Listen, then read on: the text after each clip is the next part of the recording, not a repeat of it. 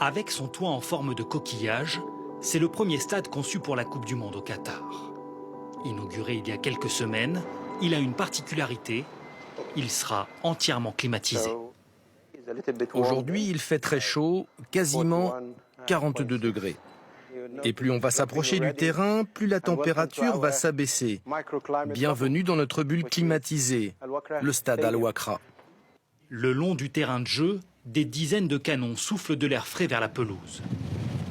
Ici, c'est de l'air à 17 degrés. Pour lutter contre les températures accablantes, la Coupe du Monde 2022 sera décalée au mois de novembre. Mais même à cette période de l'année, il peut tout de même faire plus de 30 degrés. Avec ces ventilateurs géants, la température devrait être d'environ 20 degrés sur la pelouse. Pour les joueurs, elle sera de quelques degrés plus élevée dans les tribunes pour les spectateurs qui bénéficieront néanmoins de ces petits diffuseurs d'air conditionné situés sous les sièges qui leur permettront de voir le match dans les meilleures conditions, même si cela évidemment consomme davantage d'énergie.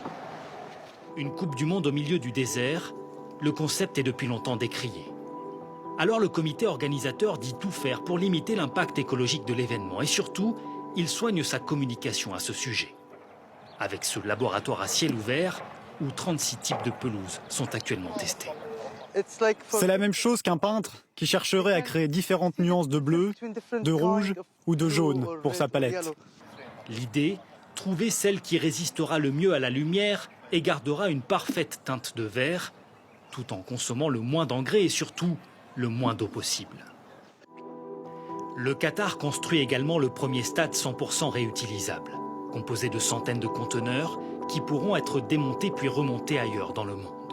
Mais le chantier monumental qu'est devenu l'Émirat a aussi sa face sombre.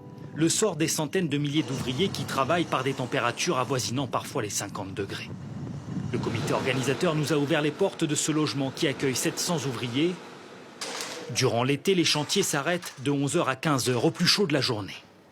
Venus d'Asie et d'Afrique, le plus souvent, les ouvriers travaillent 11 heures par jour, 6 jours sur 7, et rentrent chez eux une fois par an.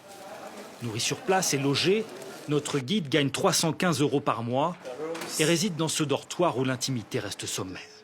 Je vais vous montrer où je dors. Dans mon pays, je n'étais pas nourri, logé, blanchi, alors qu'ici, je n'ai rien à payer. Ça fait vraiment une différence.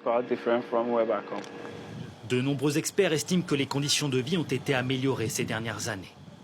Mais nous avons entendu parler d'un autre logement, moins reluisant, à quelques kilomètres de là.